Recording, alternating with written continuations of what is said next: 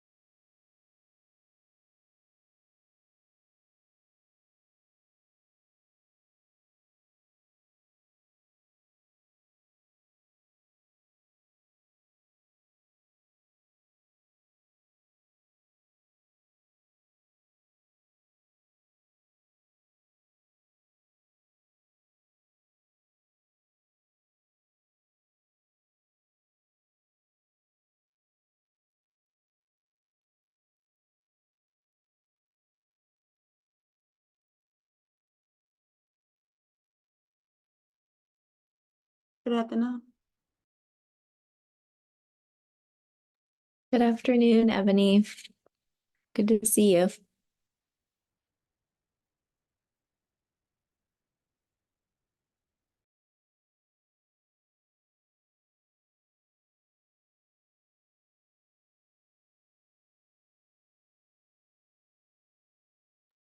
Hello, everybody. Welcome. We'll get started in a minute.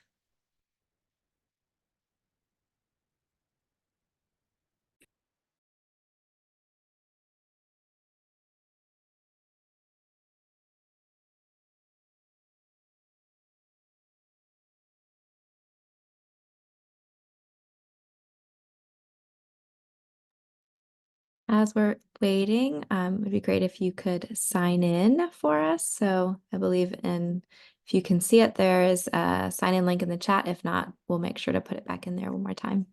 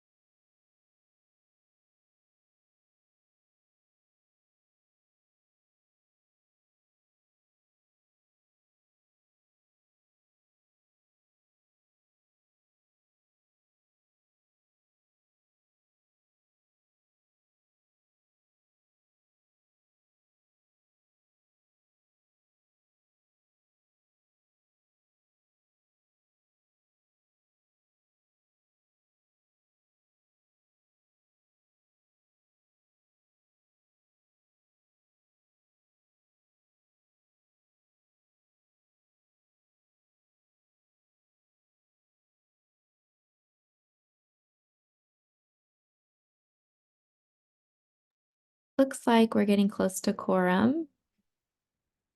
Can anybody confirm that for me? We're not there yet. A few more.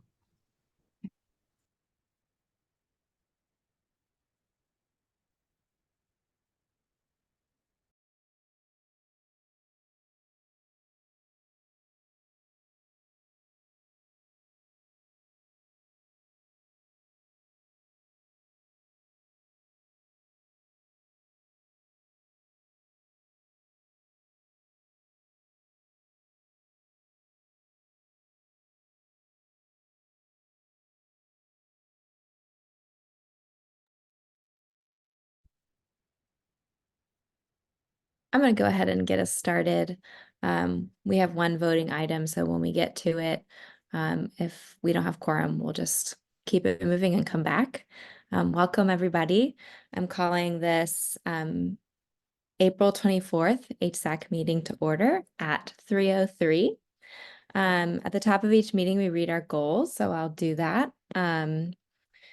Finish the job of ending chronic homelessness, prevent and end veterans' homelessness, prevent and end homelessness for families, youth, and children, and set a path to ending all types of homelessness. Some housekeeping items. Please check the chat to fill out the sign-in form. That'll be put in the chat a few times during our meeting. I'm going to go ahead and put it in again. So please sign in for us.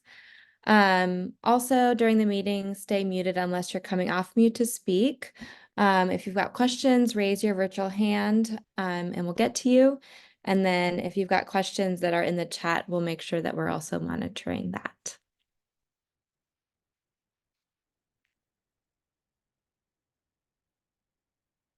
Great. Just reading some things in the chat. Alrighty. So moving along, do we have any public comments? None that I saw. Great. Thank you, Keisha. And I'm assuming we have not met quorum yet. One more.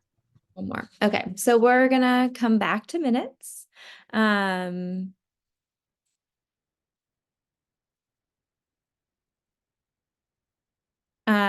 Keisha, do we have our, I'm just seeing in the chat that Ryan is here for Abena. Do we have our quorum? If that's the case. Yes, we do. If he's here for her. Yes. Okay. Great. All right, so we can keep moving into minutes. So members should have received the February and March minutes via email from our secretary, Russell Pierce, the evening of April 18th. Are there any edits or corrections to those meeting minutes?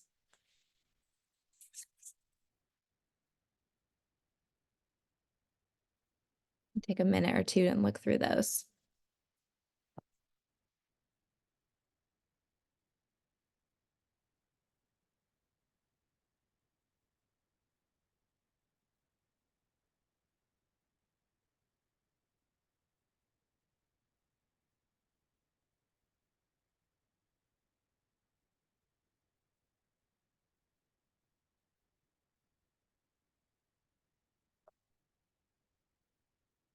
So anybody have edits or corrections that we need to make to those minutes? We're looking at both February and March.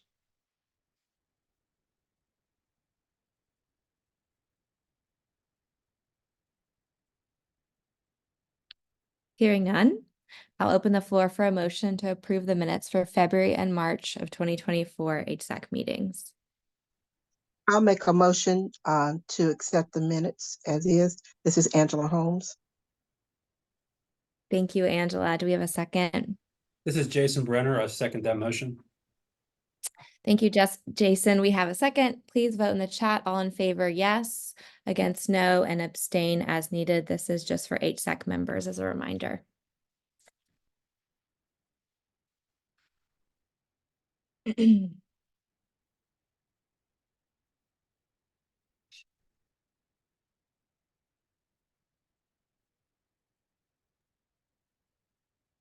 Great. Thanks so much, everybody. Our February and March minutes are approved. And we are rolling to our next item, which is a performance management quarterly report update from our chair, Jonathan Crooms.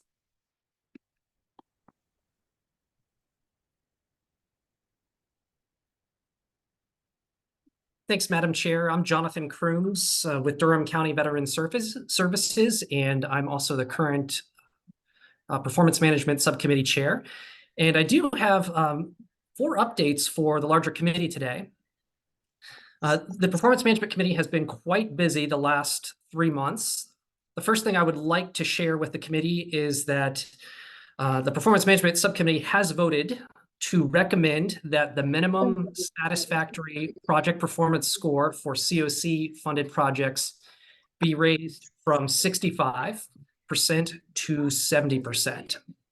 One of the great strengths of our committee is that we do have a lot of participation from projects that are both funded and not funded by the COC. So we have discussed this item in detail and are recommending that the larger HSAC vote to raise this to a higher score.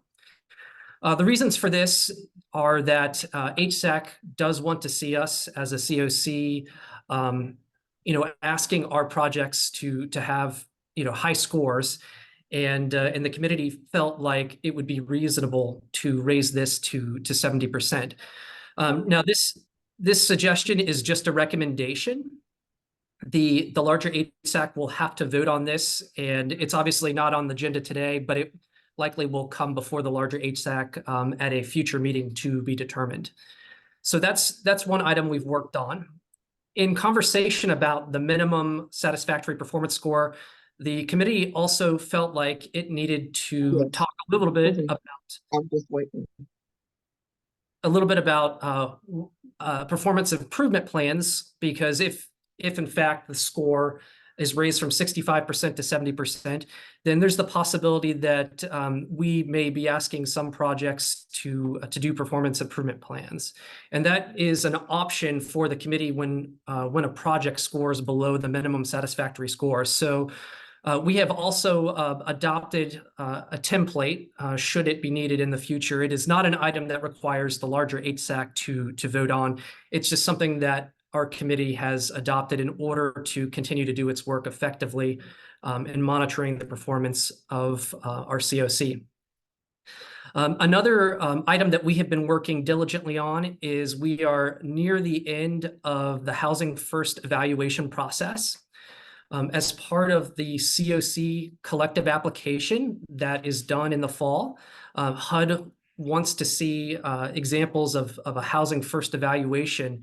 And what we have done is we have formed groups to evaluate our COC funded permanent housing projects on their Housing First philosophy, how they implement it.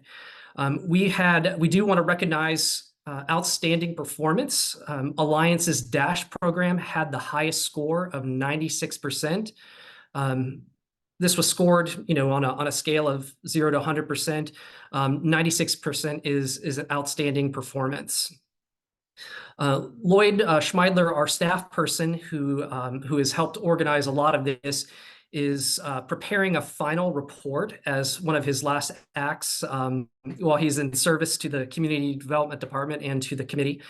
And he is going to be compiling all the results. We have also had one feedback session where folks who have participated in that could share their thoughts about the process and what they've learned, as well as suggestions for improvement. There's one more feedback session that I believe will be in about 2 days, in which anyone else who hasn't had the chance to give feedback on the process can do so. And then finally, the last thing that we have done as a committee is we have begun to have a conversation about underspending by several of our COC funded projects. One of the things that happens when not all of the funds are spent is that they get recaptured by HUD, and we don't get them back. So we are really at the beginning of this process, just trying to understand and get our heads around some of the barriers to spending all of the funds. We've had several great presentations in our committee meeting from projects about some of the things that they are facing in terms of expending all of their funds. So those are the 4 updates I have for the committee today. I do also want to say thank you to everybody who participated in the Housing First evaluation process, everyone from community development staff to members of the subcommittee to folks that aren't even on the subcommittee who were willing to volunteer and help us with that. Thank you all again, and I'm happy to take any questions if there are any.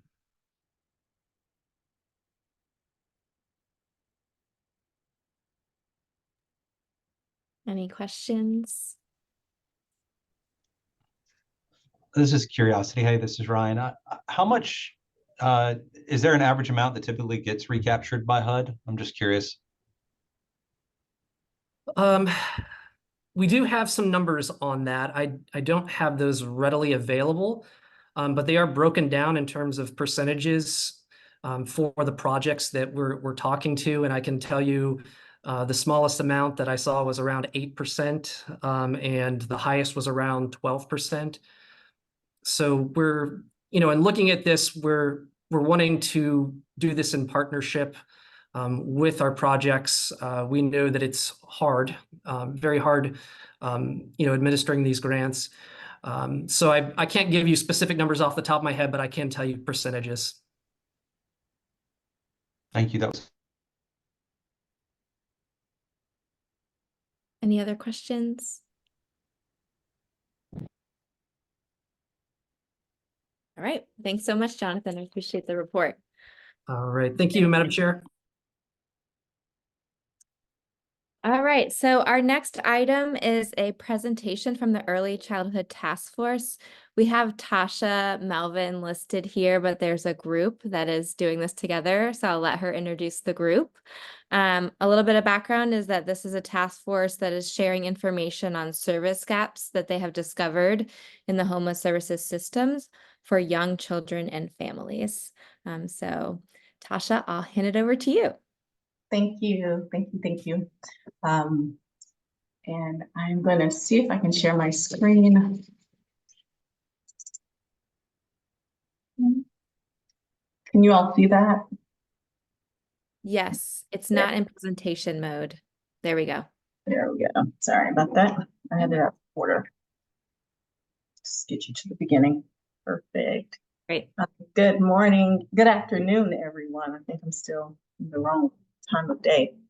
I am Tasha Melvin. I am the Executive Director for Families Moving Forward, and I have the privilege to present some work that has been over a year in the making, and it continues. And I have fellow task force members with me. They will introduce themselves in a minute, but I want to go ahead and share with you the work that we have been focused on as it relates to young children entering the homeless services system.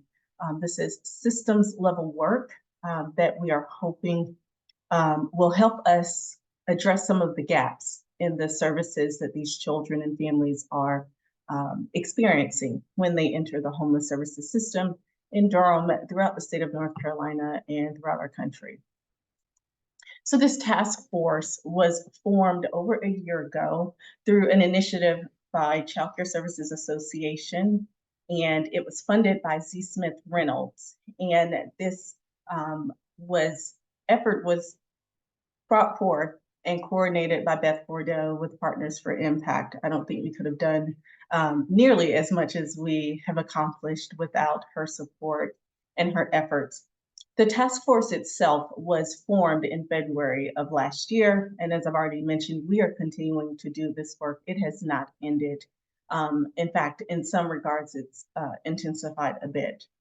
This is systems level work.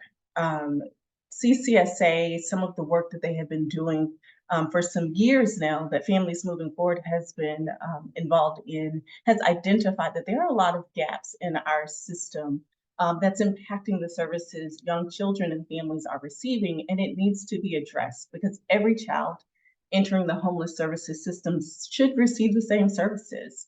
And so we are working across sectors, homeless services providers in our community with early childhood care providers in our community have been working together for over a year. And I would like to mention that prior to February, the Durham's Collaborative to End Family Homelessness brought this proposal to our community so we could do the work and form the task force. So this is actually state level work.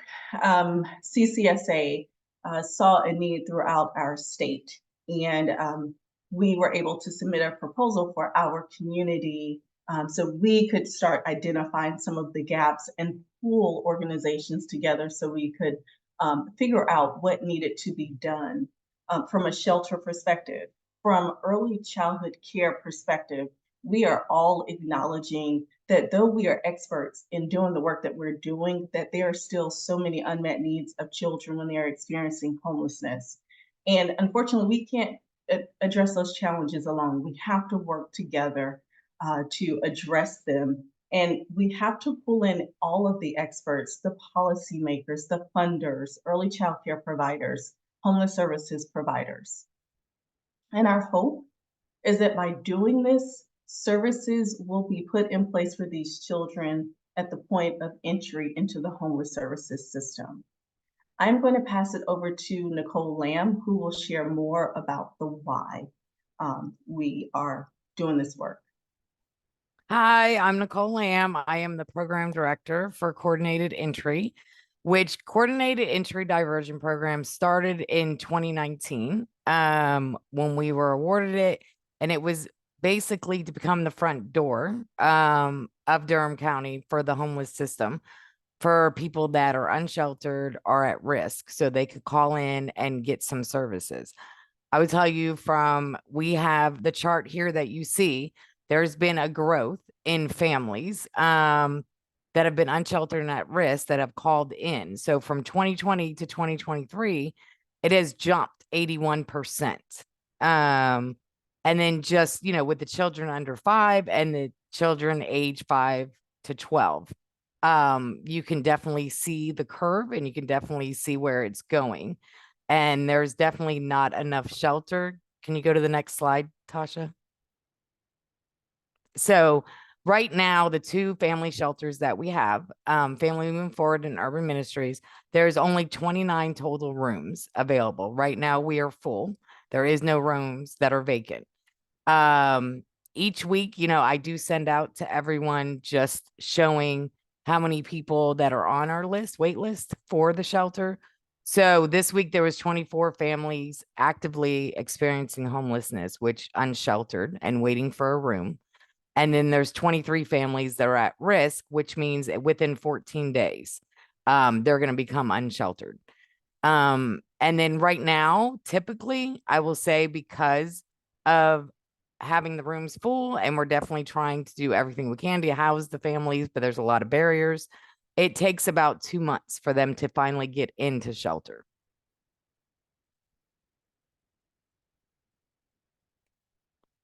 And next will be Tiffany to tell you about her story. Thank you, Nicole, and good afternoon, everybody. I'll just start by saying that in 2017, my husband and I, we both were gainfully employed, happy and healthy. The whole family was.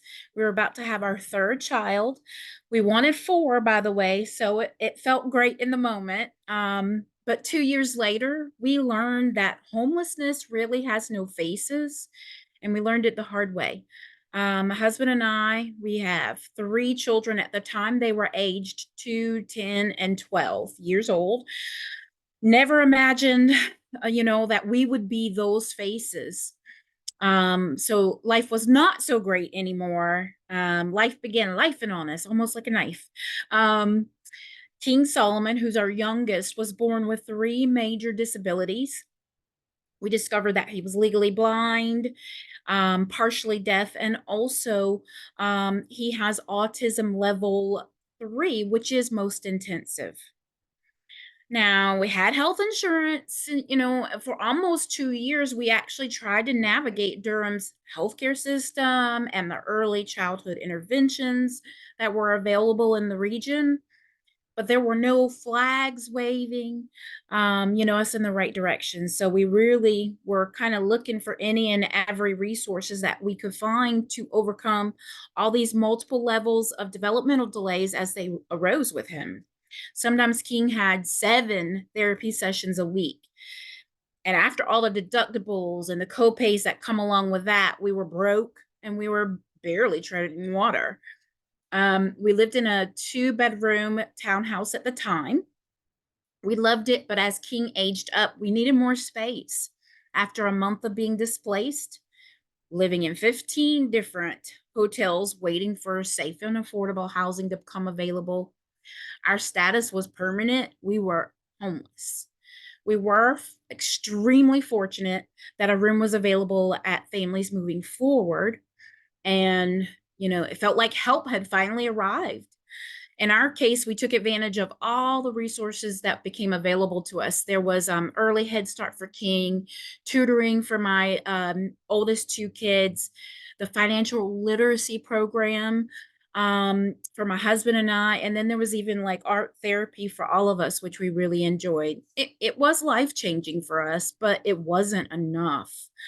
We had to reach rock bottom of our crisis stages to get there. And it was a long way back up. I mean, a long years worth of a journey back up. Today, there are so many families still and caregivers who are going through exactly the same or even worse than we did. I spend a lot of time now advocating for young children with disabilities, advocating for families experiencing homelessness, and advocating for really a change in how families and caregivers can and do navigate this early childhood resource system and also our healthcare systems, and how they navigate safe, affordable, and stable housing strategies. Thank you all for allowing me to share a bit of my story. Pictures for funsies on screen. So now that you've seen our why, I'm going to pass it over to Catherine Cannon to move our discussion forward. Hey, everybody. My name is Catherine Cannon. I work at the Center for Child and Family Health. I am the project director for a program there called READY Project. I'm not going to talk a lot about that, but READY is working across Durham and across Durham's system of early childhood care and family support to promote social and emotional well-being for young children. And so one of the things that I do and been involved in is this cross-sector work around early childhood. And I have had the privilege of getting to be part of this task force since it was formed, I think, early last year. And I'm here to talk about a couple of points about this. You can see on screen who our participating agencies have been. This is, I think, more in alphabetical order, more or less. There are several people here who've been really active on the committee that aren't necessarily presenting today. So I'd invite those of you who have been to raise your Zoom hand or raise your hand, and really just wanted to show that this is a multi-agency, both early childhood sector and homeless services sector coming together to create some strategies. Next slide, Tasha. So our vision, I'm not going to read all of my slides to you, but I did want to read this because we worked on it together early on and it has been a helpful guiding force. We envision young children birth to 5 and their families who experience homelessness in Durham thriving by having safe housing and an array of services and supports, including healthcare, social emotional support, and education that evolve out of a broad definition of homelessness and the commitment of the community to prevent future homelessness and maintain diversity. We ultimately seek a community where no children experience homelessness. So here's our values. I won't read all of these to you, but we did want to share them and you should have time to read them quickly yourselves. Families are valued. We show up. We are committed to working together, and we sustain our work through our commitment, perseverance, service initiative, making a difference and encouraging one another and the families that we give. So, and just to let you all know that we didn't come together a year ago and then create this out of thin air or just our own experiences in this system. We used and referenced several source documents that had been created through different initiatives and work groups. First was the Durham's Early Childhood Action Plan, which is now under an umbrella called Grown in Durham. The second is the Durham County Community Health Assessment. And the last was the North Carolina Department of Health and Human Services Action Plan for an Early Childhood Homelessness Support System. So all of these documents are available through these links, and I believe we're going to share these slides so you have these hyperlinks, and were referenced in the creation of our plan. I think it's going back to you, Tasha, to talk a little bit about that plan. Thank you, Catherine. So I will just take a few minutes to share the gaps in services that we as a collaborative have identified. I'm not going to read this entire list to you all, but these are some of the ones that came up consistently, not just with homeless services providers in the room, but also with the early childhood care providers that were present as well. We're all identifying that these are some of the areas we can improve on as a community. Some of them that are very consistent and points of frustration for all of us. We do not have enough childcare slots. In fact, we met earlier today, and this took up quite a bit of our time as we were discussing our priorities and how we move forward. We do not have enough childcare slots for children in general, but especially homeless children. We want to make sure that our families are able to access resources, and we as a community are effectively advocating on their behalf. We want to make sure that every child entering the homeless services system is completing a developmental assessment, and we are able to expand those screenings. Data sharing. This is something that's not just felt with our task force, but across the community. All of us have different data systems that we use to track the data and the effectiveness of our work, but we do not use that data to really determine how effective we are. And we are hoping to find a way to improve that. We want to be able to share systems between early childhood providers and homeless services providers so we can, again, make sure there are no gaps in services. Policy reform. Most of you probably know that young children are under 2 different federal definitions of homelessness, depending on what program they are participating in. We have the McKinney-Vento definition and we have the HUD definition, and they all provide different services and resources. We would like to discuss policies and push for policies where there's one definition so we can increase funding and support for these children. And of course, transportation is vital for these families. But we will really focus on 2 that rose to the top and continue to be an issue when we meet. And our effort is to, of course, strengthen the training and collaboration across sectors, the homeless service providers with the early childhood providers. And one of the things that, again, constantly comes up for us and our ability to effectively serve these families is the childcare placement.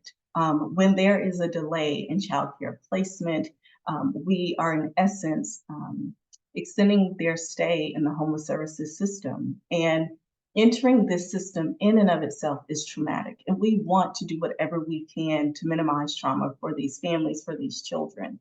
And if we can get them in a childcare placement within 2 weeks of entering the homeless services system, we have a better chance of helping those parents secure employment, and then they can secure housing quickly, hopefully. That is the hope.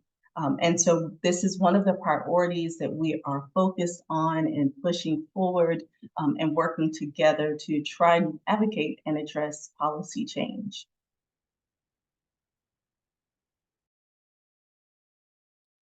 And I was just going to speak a minute about the second outcome you see on your screen there, which we have targeted 100% of children in the birth to 5 age range who are identified as experiencing homelessness receive a developmental screening, including social emotional screening, within 4 weeks and are connected with appropriate early intervention services based on the results of those screenings.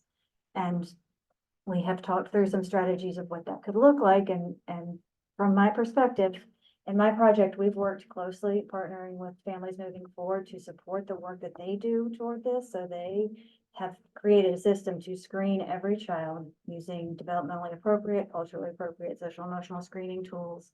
And then they have staffing resources to help connect those families with resources based on the particular needs of that child.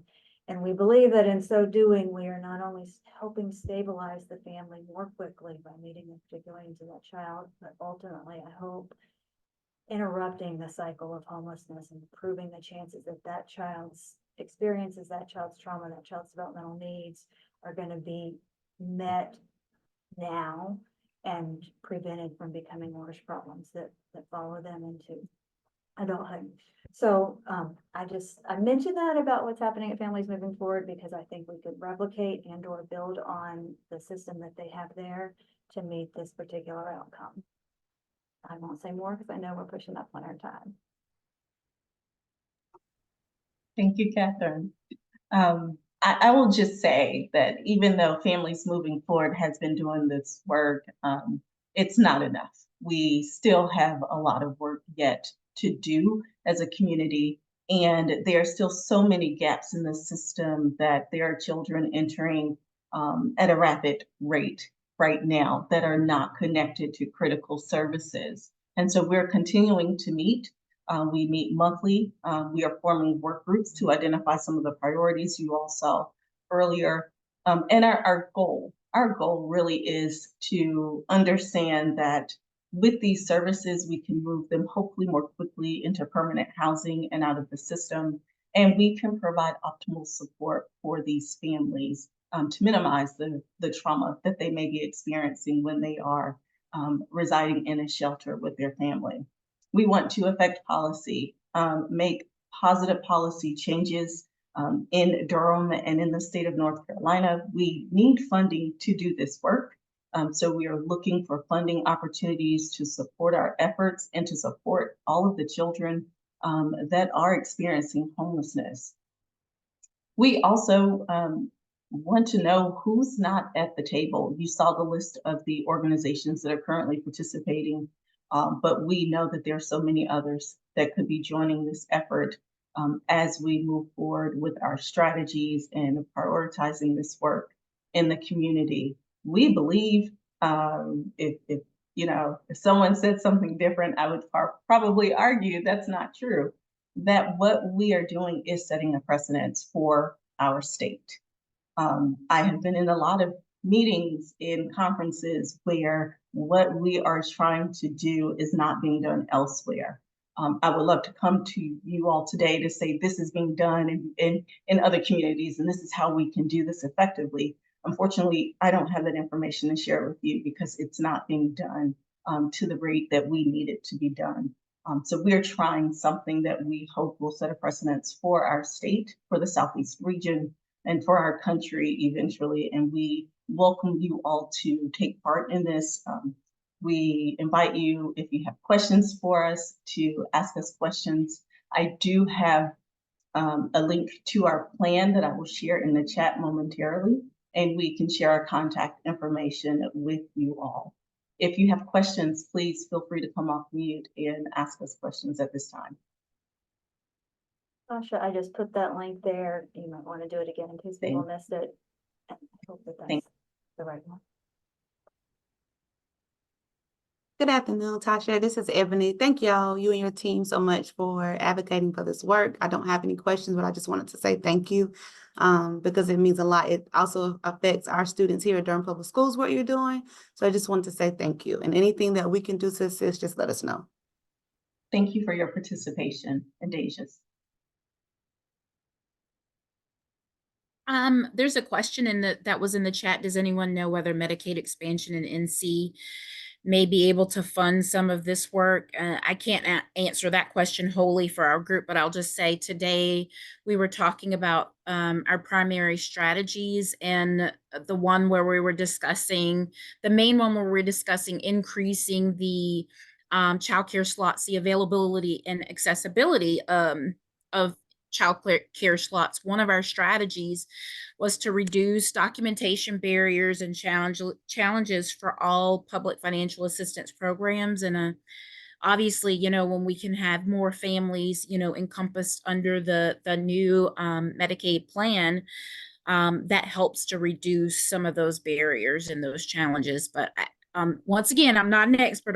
I'm one of the parent representatives. I just wanted to add that in and draw that question back up. Does anybody else have an answer to that question as well, Tasha? Not at the time, no. But we are taking notes. Yeah. It's on our radar.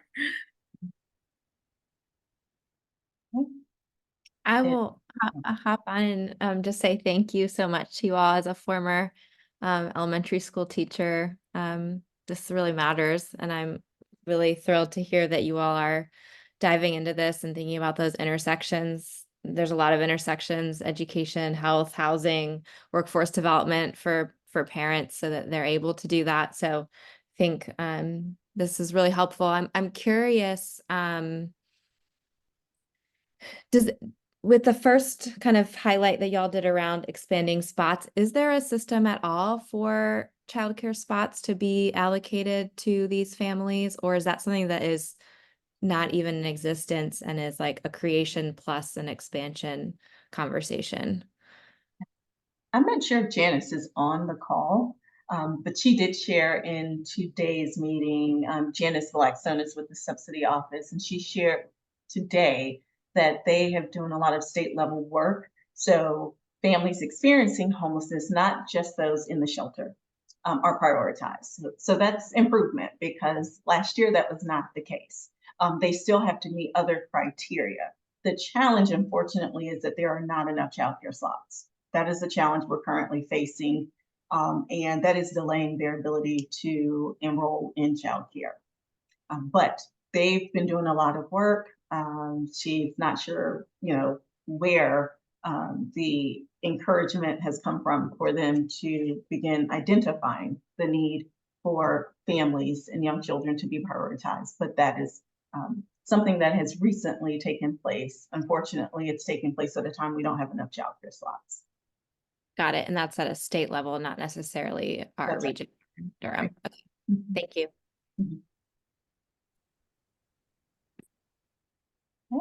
If This is- there are no- This is Heidi Carter. I just wanted to also say how grateful I am for this body of work that you've presented to us today. This was a fantastic presentation of your work, and really lifts up so many causes for deep worry for us, for us all here in Durham. I missed the slide on who's already at the table. There certainly seems to be a lot of overlap between the core areas of focus and the need and the services that Durham County provides. So I see, okay, you've got DSS. So lots of Durham County folks. I guess please reach out to me if you think there are other essential services that the county provides and someone may be missing at the table, because I would really like to help fill any void there that there might be.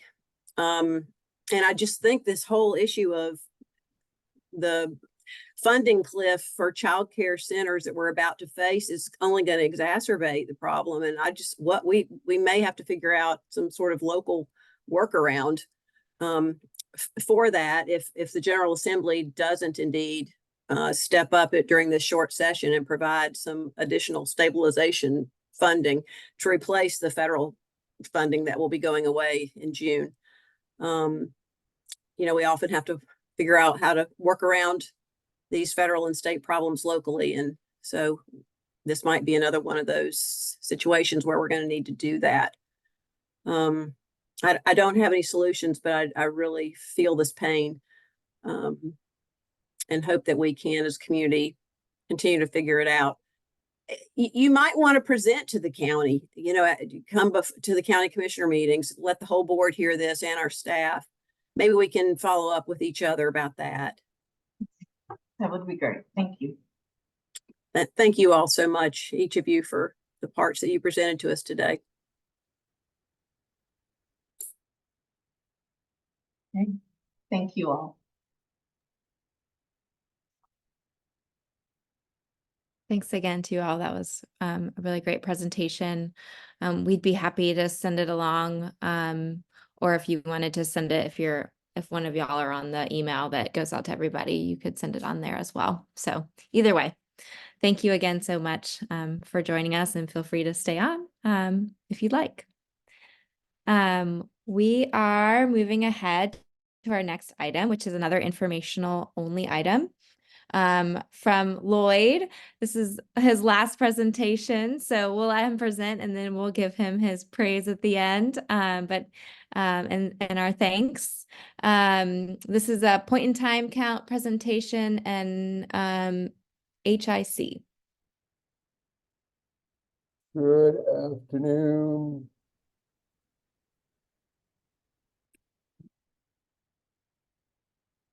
So the 2024 point in time count and our housing inventory count report. Madam Chair, I think I have about 30 minutes for two presentations, one on point in time count and also to review system performance measures. Is that correct? Yes, if 30 minutes, I think is the max. I think we're a little bit ahead. So yes, you have 30. All right.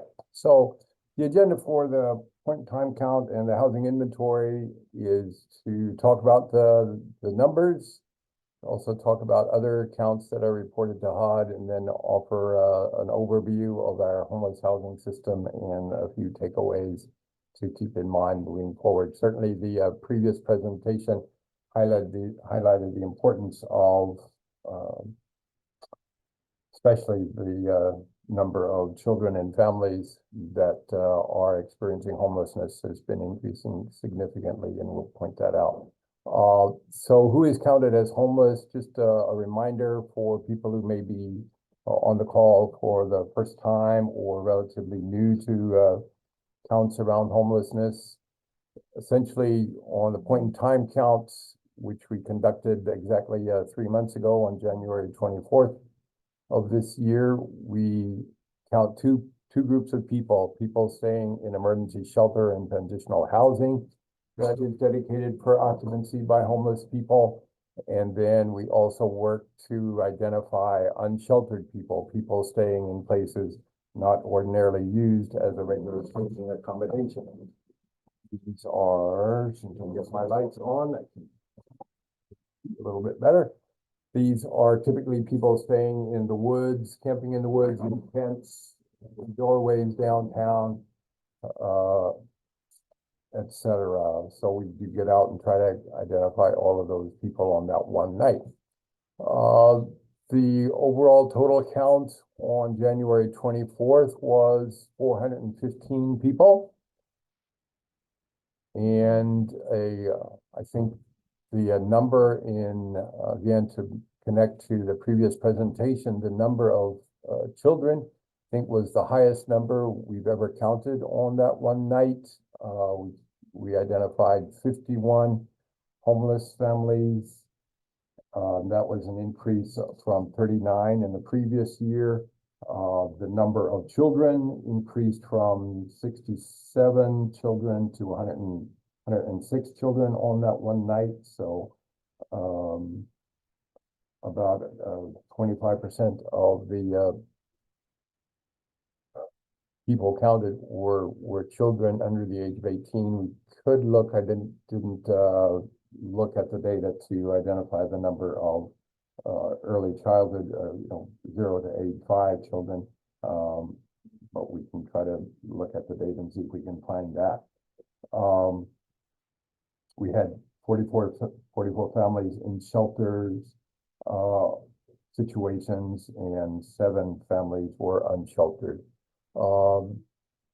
Significantly, people by adults without children, about 60% of the 245 adults without children that were counted on that night, about 60% of them were in unsheltered situations. But again, the total count was 415 people. I'll talk a little bit more about where these people were counted and some of the demographics of the people on the night of the count. This slide gives us an overview of our point in time count for the last, 9 years, from 2016 to this year. You can see that our highest count was in 2022. We declined, significant decline last year, but it's gone up this year, largely because of our unsheltered count. The demographics of this year's counts, almost 2/3 male, 168 females, and 1 person that identify themselves as of multiple genders. The idea of multiple gender is it's a person who experiences 2 or more genders simultaneously. It falls under the non-binary or transgender umbrella. By race, it's always a significant concern. 69% of the people that were counted were African American or Black, 21% were white, and the remaining 10% were of other races. This year, HUD counted Hispanic within the racial category, and the 30 people identified who were identified as Hispanic could have been straight Hispanic or Hispanic white, Hispanic Black, etc. So that represents about 70% of the overall count, and then multiple races and all others. We encountered a couple Asians, a couple, I think, Pacific Islanders, but in the counts of 1 or 2. Subpopulation notes. These numbers tend to vary quite a bit. I think perhaps because of the challenges of getting complete interviews, especially of unsheltered people. There's often hesitancy to talk to a volunteer that they don't know very well, and so some of these numbers can vary substantially. And I'm not sure about the data, the accuracy of what we're reporting here, but we are seeing a significant, we had a significant increase in chronic homelessness as reported by the point in time count. Mental health and substance use illnesses also showed an increase. Again, I mentioned the number of homeless children and families increasing substantially. Significantly, veteran homelessness has decreased over the last several years and continues to do so. Part of the reason it decreased in 2024 was that Maple Court, which had been grant per diem funded transitional housing program operated by Volunteers of America, that trend changed as of October 1 of last year. It became other permanent housing, so they're no longer, Maple Court is no longer operated as transitional housing for veterans. So we only have 20 beds of transitional housing and 12 beds of emergency shelter dedicated for occupancy by veterans. But other than that, we don't have a lot of housing and shelter dedicated for veterans per se. So that was the homeless count itself. Again, 415 people overall.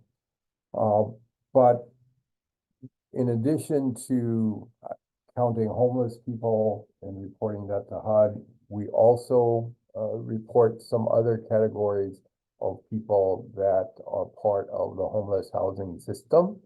And so we report the number of formerly homeless people in permanent supportive housing projects, rapid rehousing projects, and other permanent housing that's dedicated for occupancy or use by formerly homeless people.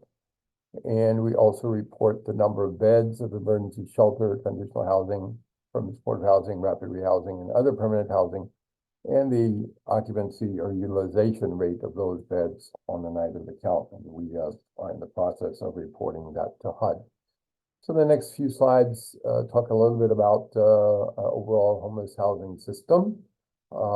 This slide shows from year to year over the last 9 years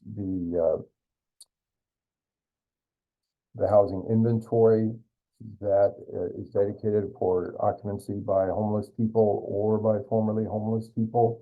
You can see on this slide that we didn't report other permanent housing as a category of housing for formerly homeless people until 2022, and that significantly has significantly increased the availability of beds. Some of these beds are funding that was under the American Rescue Plan at the height of the pandemic.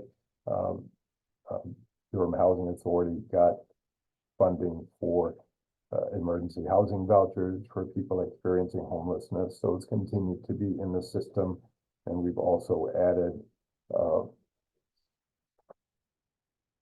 housing choice vouchers that are dedicated by DHA for referrals from the Durham Continuum of Care. You can see too, over the course of this period, that the amount of transitional housing for people experiencing homelessness has decreased substantially. That's decreased by over 80% from 106 beds in 2016 to just 20 beds in 2024. And again, the only beds of transitional housing that we have for people in Durham are beds for veterans at Trosa's Therapeutic Community. So the next couple of slides give an overview, kind of a comprehensive summary of the beds that are available for specifically for people that are homeless or have been homeless in the recent past. And so our total permanent housing beds in terms of capacity in 2024 was 797 beds. 680 of them were occupied by people, so we did have some opportunities for vacancies for placement, especially in other permanent housing. We were working through our coordinated entry system to fill those beds, but that working to identify people that meet the requirements sometimes of those beds can be a challenge. Emergency shelter, you can see we have an increase of 40 people from 183 people counted in emergency shelter in 2023 to 233 people. This year, I guess that's 50 people. So a significant increase there. And the total homeless housing went from 878 to 923. The top row on this slide looks, slide as a whole provides additional data, but the top row is a repeat of the last row on the previous slide. You can see our unsheltered count again increased 9% from 158 people last year to 172 people.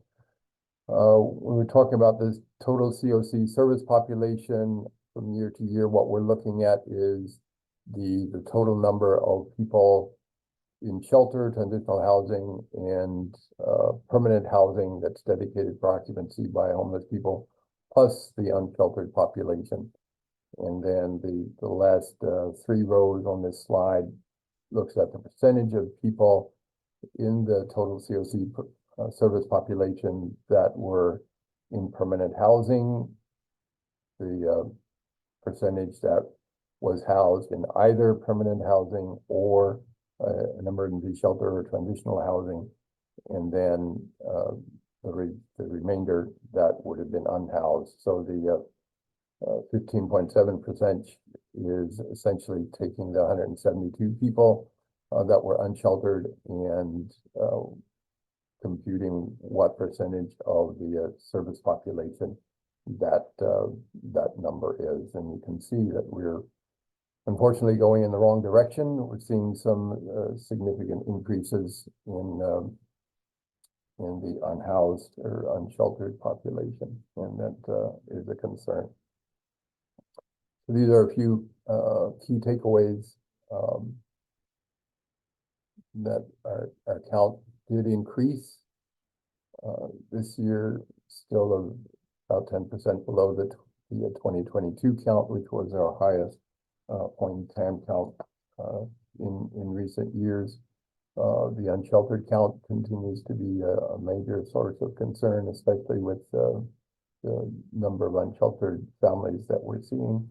Our total COC capacity did increase to 1,060 beds in 2024, and the COC service population increased by 6% to 1,095 people on the night of the count.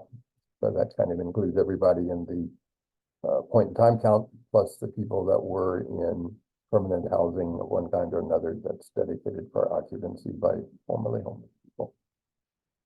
That's my presentation about the point in time count and our housing inventory. Madam Chair, are there any questions?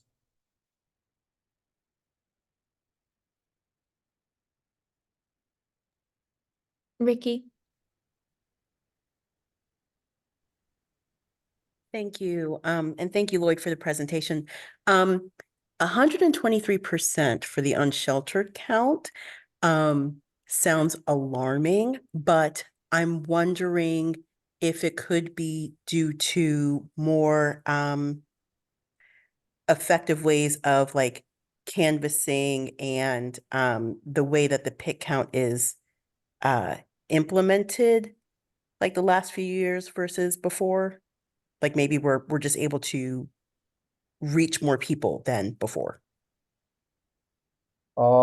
Great question. I've gone back to the slide that shows the PIT count by location from 2020 to from 2016 to 2024. You know, the PIT count of unsheltered people in particular saw a significant increase between 2020 when the pandemic hit and then 2021. I would hesitate to suggest that that we're doing a better job in counting unsheltered people since the pandemic than prior to the pandemic. I think our basic strategies around canvassing the entire downtown area and then outside the downtown area canvassing known locations has not changed significantly over the last several years. We have seen a significant increase in unsheltered families. Again, connecting to the previous presentation today, a lot of concern about families struggling to find housing in the Durham community and maintain housing. And but, you know, it's hard to say, you know, the exact causes of the increase in unsheltered homelessness, but you know, it did go from 77 people in 2020 to 172 in 2024. And our bed capacity, we still have some challenges with emergency shelter capacity. Our world bed capacity between transitional housing and emergency shelter was about the same between 2023 and 2024, but there are some concerns there as well. Other questions, comments?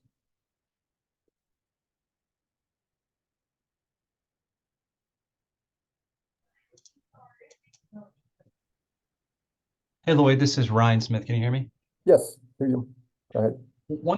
One quick question I have is, are there any national estimates around like point in time count and like estimates around the likelihood of how much it might undercount a population? It's just, I've always been curious. I know that there are folks that I assume there are folks that we don't find on these nights and as part of this process, and I'm curious if there's any estimate about how many that might be, or if there have been any studies nationally about that.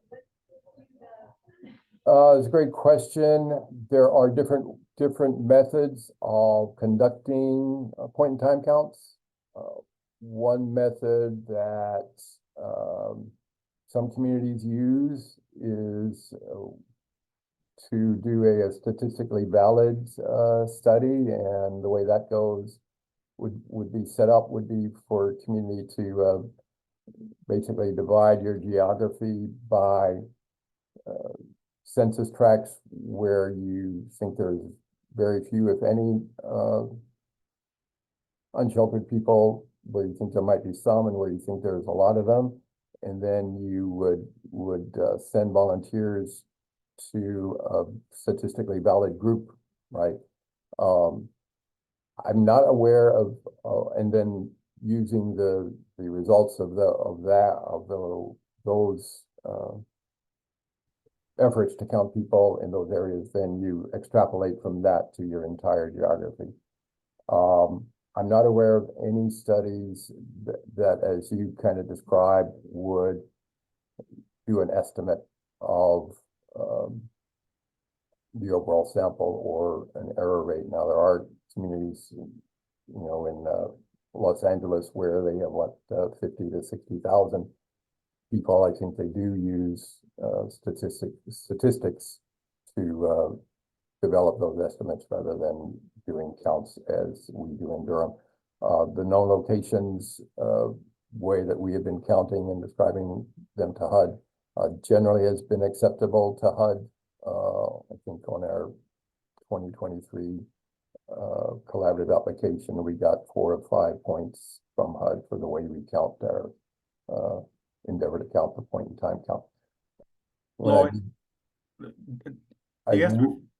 the estimate from the National Alliance to End Homelessness is that it is at least 2.5%, 2.5 undercount, saying if you got 100, they're saying they're most likely 250. And that's the low level estimate from the National Alliance to End Homelessness. Their high end look is that it's 10 times the count of what we're actually counting.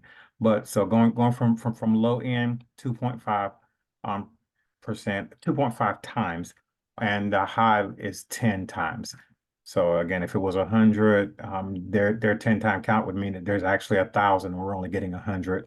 If we're saying it's 100, they're saying that it's most likely 250. That's a really wide variance, but they are absolutely sure that it's an undercount by at least 2.5 times. Well, Thank you, Jeffrey. That's helpful.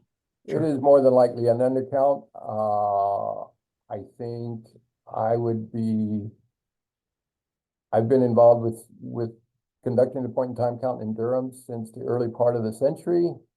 I don't tend to believe that we are undercounting the unsheltered population by 2.5 times on an annual basis. And I say that because I think we are working closely with our unsheltered people.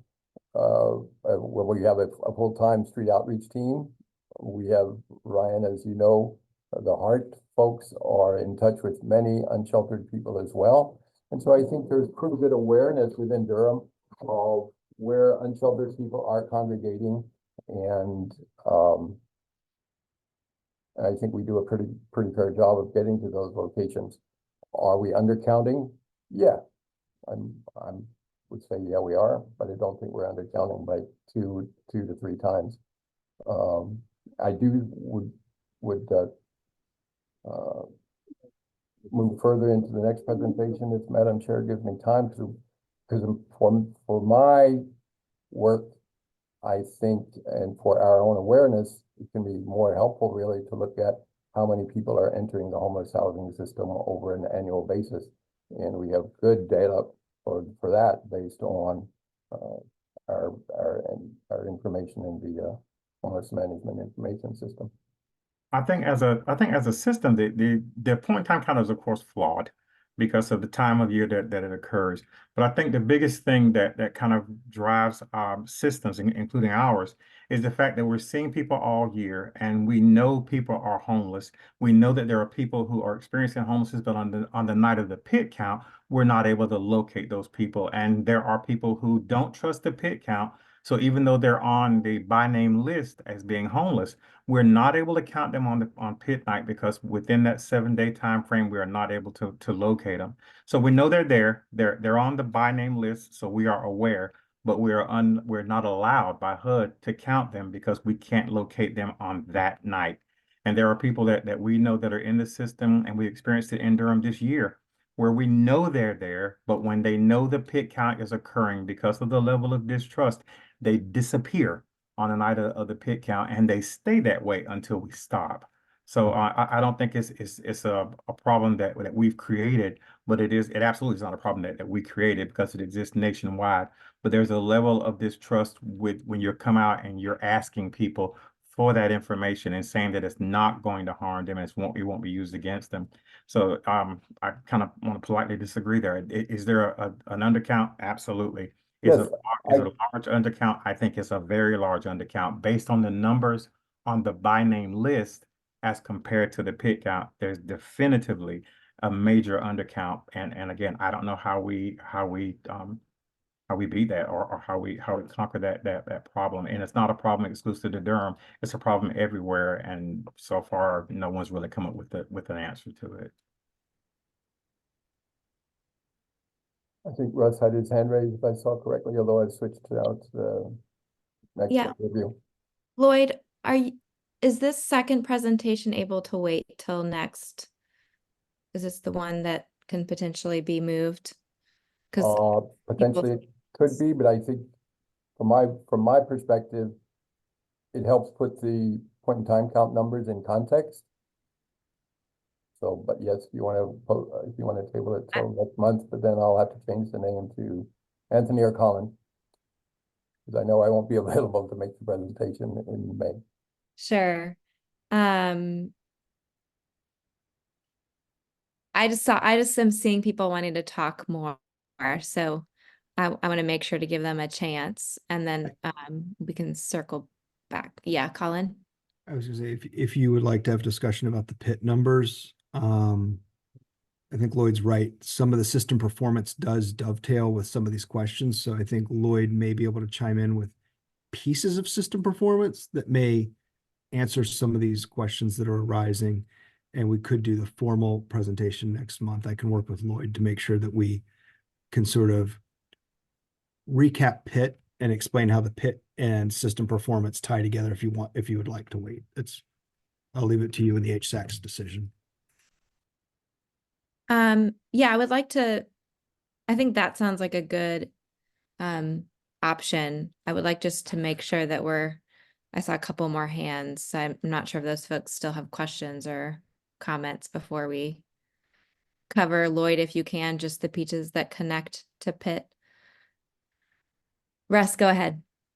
I was just going to comment. I mean, since we take on a lot of responsibility for the pit count, I think we share that awareness and concern. I think that's why we've changed some of the pre-work over the last 3 or 4 years, because I think 2021 was the first, like, we're in the pandemic and we had to kind of, I mean, sometimes I mean we system and sometimes I mean we H&H. This time I mean we H&H pretty much. The street outreach team did that 2021 count in sheltered with just the bare minimum of help because of we were so deep into COVID. But I think a lot of those learnings have helped the count be stronger. But because we sense that undercount, we H&H and some partners. We've had discussions previously. Do you look at potentially an August count in a different format? Because I mean, to Lloyd's point, the system performance over the year gives us, it's kind of like looking at your budget for the whole year and kind of understanding what's going on, what's coming in, what's going out. But then you also have point in time, hence the name, where you really want a snapshot. And so, getting a January snapshot, a summertime snapshot is helpful in many communities. And so we've looked previously and would be open to having that conversation more broadly as a community of, do we do something like that? Because the system's kind of in place in terms of volunteers and different pieces. So it wouldn't be that hard to run another one another time of year and even experiment with different ways of doing it to learn.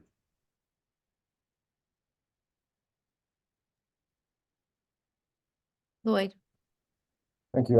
It's certainly fine to do another point in time count, another time of the year. I do think perhaps another presentation could be as Jeffrey continues to work with Entry Point, is to look at the fluctuations in the unsheltered by name list over the course of the year to see how that may fluctuate. One of the key system performance measures does look at the number of people who are coming into your system annually, as well as another key indicator is the percentage of people that are coming in not having had any contact with the homeless housing system over the last 2 years. HUD kind of talks about them as first-time homeless. The reality is, based on information in our HMIS, over the course of a year, 70 to 75% of the people coming in to the system have not approached the system in the last 2 years for housing, or they've been diverted by the good work of Nicole Lamb and their entry point system. So we are, there's a small group of people that we are struggling to help get housed, but over time, I mean, that's one of the good things about our system is that we are getting people into housing.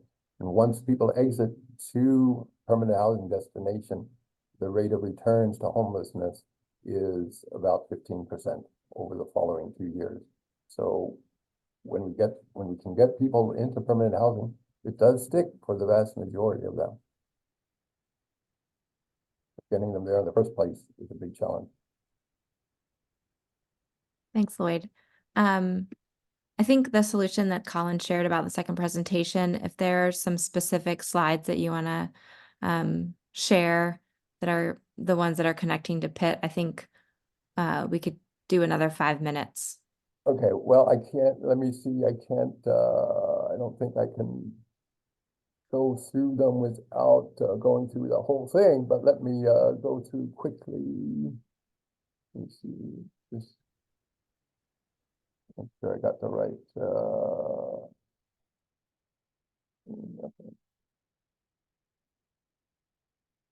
This is a longer presentation, but I'm going to go. Lloyd, it may be yes. worth looking at average length of time. Yeah, a couple measures. So the Length of time, recidivism, and exits to permanent housing. Okay. I'd pick those 3 topics. Okay, so length of time persons remain homeless. The year here is the federal fiscal year. It's not based on a calendar year. So this is reporting for the 12 months that ended September 30th, 2023. And you can see that in some levels we are making progress in terms of the average and median length of time that people are staying in shelter. But we're still seeing increases in the length of time that people are homeless prior to housing, and that goes back to basically on people's self-report of how long they've been homeless when their data is entered into the HMIS. Extent to which persons who exit homelessness to permanent housing destinations return to homelessness. We've made significant progress in this area over the last 9 years, right? We did see an increase this year, but even within that, it's less than 15%. The data shows that only 13% of the people who exited from emergency shelter to permanent housing destinations returned to homelessness within the following 2-year period. That's down from like 22% in 2016, which is really significant. But again, it takes work to get people into permanent housing when they have experienced homelessness. We didn't hear from Ms. Solomon about what that was like for her. This slide shows the same information as the previous, except it substitutes the actual numbers for the percentages. So you can see that within our system, what 28 and 14 and 18, I think, is 60 people, 60 households. So that is success. I think that's something that can be celebrated for our community. The number of homeless persons, absolute number, this is the point in time count that we saw in the previous presentation. Same numbers presented somewhat similarly, except I put the table at the bottom rather than on the bars of the years themselves. This is the annual sheltered count showing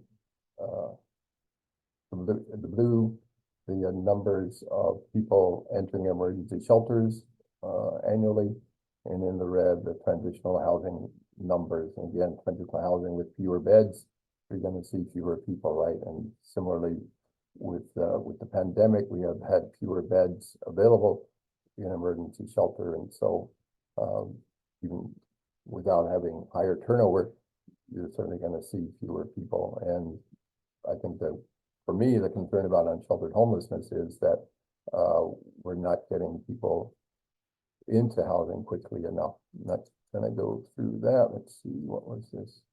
Number of persons who become homeless for the first time.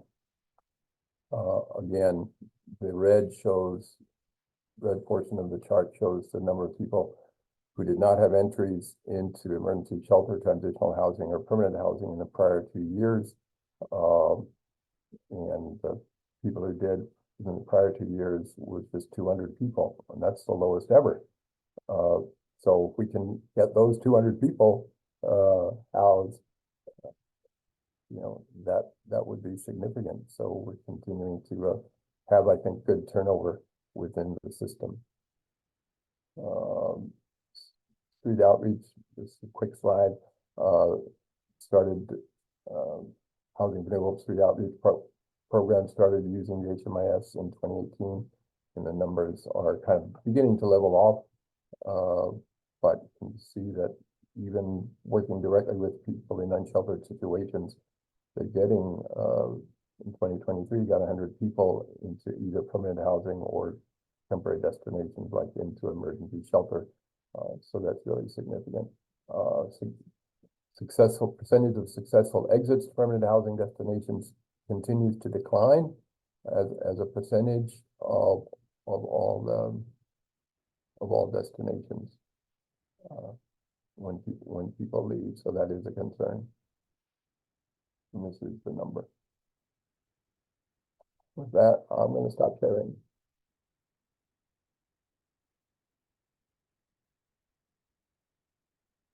Quick overview of the numbers.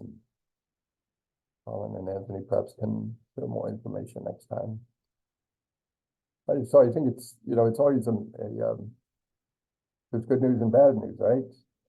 We've got too many unsheltered people, and we're not counting them all, granted, and we're not getting people through a shelter system more quickly enough to get more turnover. But when people are moved from shelter or even from the streets to permanent housing, it tends to stick. We're not seeing a lot of returns to homelessness, and that's significant. I got a question in the chat about if these presentations will be sent out afterwards. And I know this second presentation we went through quickly, we'll review again. But I'm seeing nods that yes, they will be sent out. So they should be received on that listserv. I've got them saved in PDF format, and let's get them sent out. Thanks, Lloyd. Ryan. Yeah. I think there are some really interesting slides there. I appreciate that the measures, the data collection goes into it. I feel like this group could spend an hour and a half talking about the measures that you just showed. They're so interesting. I have so many questions and we don't have time. So I actually hope there's time again to come back and talk about them more. Let me just ask one question about one of them. There was one on, if I interpreted it right, and you were going through them quickly, and I appreciate that. There was like, it looked like in 2023, the number of folks in shelter or shelter beds was the lowest that it has ever been, even lower than during, go back. Let's see. Nope, sorry, forward. I don't know which one it was. There's one about the unsheltered, this one. Is it? No, not this one. Gosh, sorry. There was one, it must be previous. This one? Annual shelter? Yes, this one. This is it. 2023. So yeah. Total emergency, so our total shelter, is that how many spaces we had? Was 850, which is lower than any point since 2015. And I know that that is part of that's driven by the pandemic. But even during the pandemic, I guess, is that because we had added capacity and added stuff, shelter we were adding on top of it. But to me, that's I'm just curious about that, because I feel like given that in some ways we're seeing a growing unsheltered population, that our emergency shelter total is going the opposite direction. But I guess that's the count in shelter. I'm just not sure how to interpret that. Yeah, that's the total number of people that came through emergency shelter over the course of the 12-month period. right? And I think I would guess, given the number of, I guess I'm curious why that is, because I think if you look at the Pitt count and other things, it seems like we have perhaps in some ways a growing population of neighbors who are unsheltered, and yet the population in our shelters decreasing. Oh, sorry, someone is adding in something that can help me. Longer stays means fewer folks. Okay. Right, The, right. I think it's also important, Ryan, that we Yep. have to keep in mind the homeless population is getting older. And there are self-reported challenges of getting into top bunks. So once you fill all your bottom bunks and you're still prioritizing the hardest to serve, highest barrier needs, it gets more and more difficult to fill top bunks. And some people just don't want a top bunk to begin with. So oftentimes, just because they prefer not to have a top bunk, they will say they're medically unable to get into a top bunk. And that sort of says, okay, well, we can't necessarily get them to that top bunk. So you end up with an empty bed because you're trying to find somebody who can take that bed, and you're going based on self-report into those units. And as Andrea said, when you've got people staying in shelter longer, and sometimes we have people who are exiting but come right back into shelter because they're at the top of the list again. So that's an unduplicated count of people, 850 people coming through. So there could have been more than 850 who went through, but it might have been the same person 3 times because they, self-exited after 2 days and then came back a week later, or exited to the hospital and came back 3 weeks after a hospital stay. So there's a lot of pieces to that it's not necessarily a clean number. Right, that's just an unduplicated count of the number that came through, and it is partly a function of, how quickly the beds turn over, as well as, your total emergency shelter capacity or transitional housing capacity, right? If you only, prior to the pandemic, we had, particularly urban ministries had many more people in their dorms for adult men and adult women than they do today. So they don't have as much bed capacity. And then if people stay longer, you're not going to be able to serve as many people over the course of a year. So. Russ, I see your hand. I was just going to say, I think one of the hopes going forward with some of these, I think Ryan raises some good questions where, our ability maybe as reporting changes in future years on this, being able to dig into like, here's the top 2 or 3 things and have it on the chart in front of us that seem to have changed. Because, for example, we know there's been a big push at the shelters the last couple of years for 30-day stays. Anecdotally, or at least from our street outreach team, we're hearing from folks that are unsheltered saying, I don't want to give up my good encampment site to go for just 30 days because I'm going to lose my good site and I could lose all my materials and the resources that I've pulled together. And so sometimes there's these changes and we're not able to measure them, or at least we don't get to discuss them here. And I think Ryan does raise good questions, like really a little more what's going on in the background, because there really are some interesting changes the last 3 or 4 years that are impacting some of this.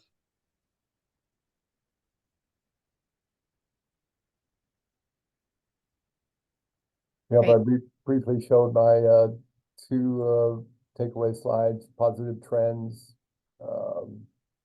Street outreach is effective. It is helping move some people to permanent housing and temporary shelter.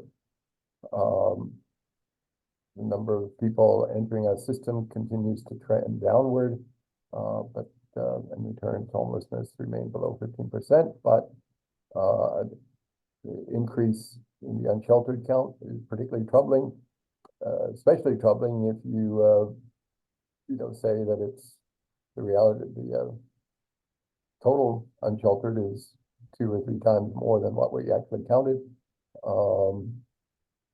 and we're not doing ourselves any favors by reducing the percentage of exits to permanent housing. We can do better. I know there's challenges with landlord recruitment and landlord engagement, and helping identify places for people to move to with or without housing subsidies. Those are challenges that our system is really facing. Thank you, Lloyd. Appreciate you being willing to go through that quickly, and I know that we will circle back, so we'll make sure as an exec team we'll have time to do that. Thank you again, and I hope that several folks on this call were able to stop at the retirement celebration for Lloyd and offer their words of gratitude and kindness. But if you didn't get a chance, feel free to do that in the chat, or if you'd like to add more, do that. Because today is his last HSAC meeting, and last official day is the 30th. Is that right, Lloyd? That is correct. Thank you very much. Okay. Appreciate So- you coming, and Commissioner Carter came and Jonathan Grooms came. I know that I'm probably leaving somebody out, but thanks to all of the people from the community that came to celebrate a great career, and I'm very grateful for everybody's support. And it's always a team effort, right? We're always working together to make this happen. So thanks. Absolutely, absolutely, and we appreciate you, and we know we'll be seeing you around. Yes, you will. So we had one more item, and we're almost out of time. This was not an item for voting. This was an informational item. We were going to bring it up and then bring it up again in the next meeting. I'm just going to share so that folks are aware of what this item is, and we will have more time for discussion in our next meeting. So the exec team has been working to kind of look at our governance charter, getting curious about what changes may be possible, really with an intent of being more inclusive of our COC members and to further uplift voices of people who have lived experience and people that are actually doing the implementation of this work. And so we wanted to bring forward the recommendation of changing the ratio of HSAC members to COC members on our standing subcommittees. So currently, 2/3 of the committee must be HSAC members, and 1/3 can be COC liaisons. And then, if I'm getting that correctly, that means that there has to be 3 COC members for every 3 HSAC members for every 1 COC member. Is that correct, Colin? Okay, yes. So what we're recommending is, and we being the exec team, adjusting the rules to allow any mix of HSAC and COC members, as long as there is at least 1 HSAC member on this standing subcommittee. And that if there's just 1 HSAC member, that member would have to be the chair, because this chair sits on the exec committee. So trying to open up more space for our COC members and not having these ratios that require multiple HSAC members to be on. That is what we're recommending. We don't have much time for discussion today, but we will have discussion next time. So hopefully between this meeting and the next meeting, there will be questions, there'll be thoughts, maybe some additions. Something I was thinking about is, do we need to have a cap on our standing subcommittees or terms if we're kind of opening this up? So I was going to bring that up today, but I'll bring that back to the exec team. But really the intent here is how might we be able to open up our spaces a little bit more, and it seems like this might be an opportunity to test that out. So sharing that today, but we will have more discussion and opportunity for questions next meeting. Next meeting, there may be a possibility to vote, but if we feel like we need more time, then we can push that as well. Just wanted to share that so everyone is aware that those are conversations that's been happening on exec. Any of the exec team members want to add anything that I've missed? All right, moving forward, any announcements for the good of the group?